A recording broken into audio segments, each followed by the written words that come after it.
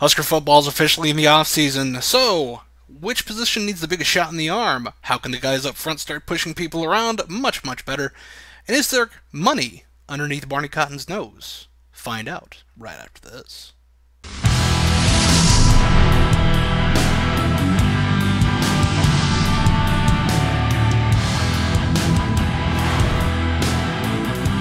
Welcome one and all to the first postseason, Husker football postseason edition anyway, of Five Step Drop. Unfortunately, the Huskers dropped their bowl game against USC 45-42. An amazing game, at least when it comes to an offensive flurry, Demore personnel, etc., etc., etc.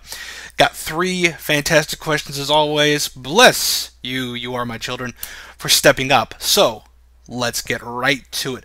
First up, we've got JW of La Familia asking what position is most in need of an upgrade. Well, you probably saw it last night. Actually, last night being the bowl game. Last night maybe not be when you're actually watching this, but linebacker. For a few reasons. One, there will be all of 6 scholarship linebackers coming back as of this recording. That is not good. As you saw last night, there was some very poor linebacker play. There's the point where Austin Williams, bless his heart, went out there and tried oh so hard.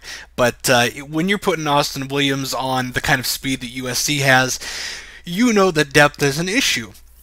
So hopefully Nebraska is able to go out, maybe get a JUCO, somebody that can step in and play right away, because right now Nebraska needs bodies. And you're going to look at, I believe Nebraska has 2 guys right now that could step in and play as true freshmen. That might be a necessity.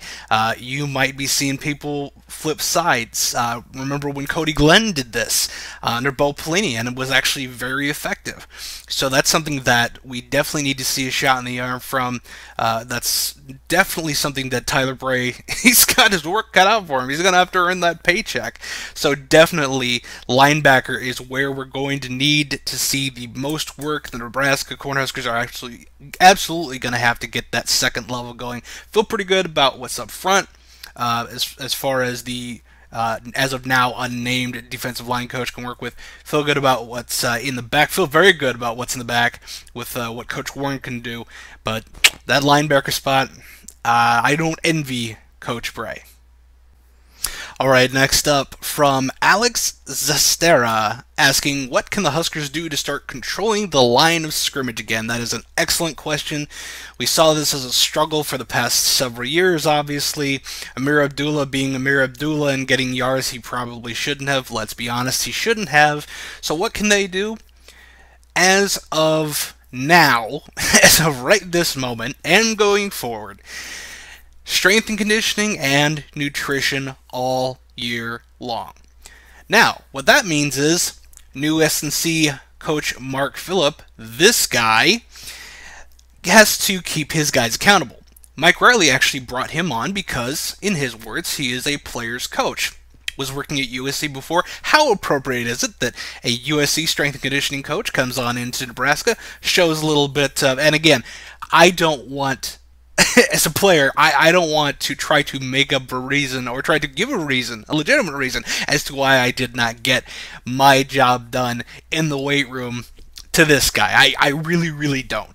But it's mandatory that if Nebraska wants to win and win big and get to the playoffs and make that next step, it is mandatory to go in, get the work done, be held accountable.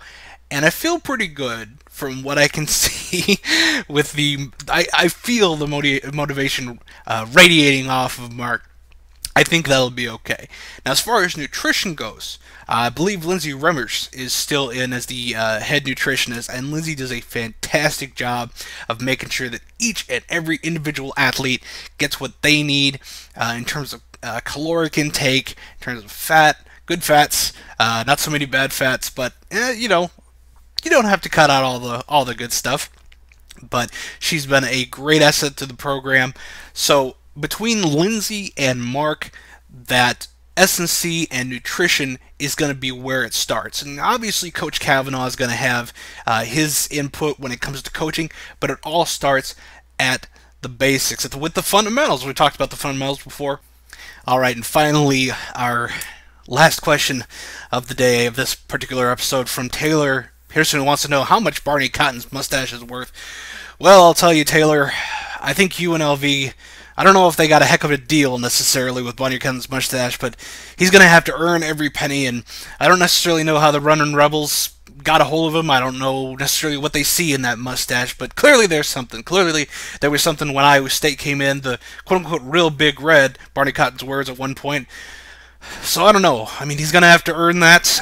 Is he worth it? It's hard to say. I can't step up and say it. I don't know. It's hard to say. I don't know if it's necessarily worth what he's bringing in now, but we'll have to keep track of that. As a matter of fact, homework assignment, you keep track of that, and I'll go on and keep doing what I'm doing. So your homework assignment for the next however long Barney has a job at UNLV.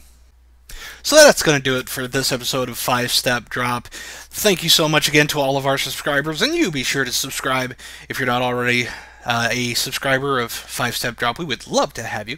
And you may have noticed that Santa did give us some new graphics under the Christmas tree. Very happy about that as the show does continue to grow. And thank you for all of you who are watching and contributing. And be sure to contribute in the comment section below. I always do like to hear your thoughts. And how much do you think Barney Cotton's mustache is worth? And what do you think the S&C program's about? Or do you think there's something else that I may have forgotten when it comes to pushing people around up front with the offensive line? I always want to hear what you think. I mean, again, this is a sociological project. People, step up, get your 2 cents in. It's important. It really is important to me. I think it's important, and it's yours. It's between you and me, one-on-one.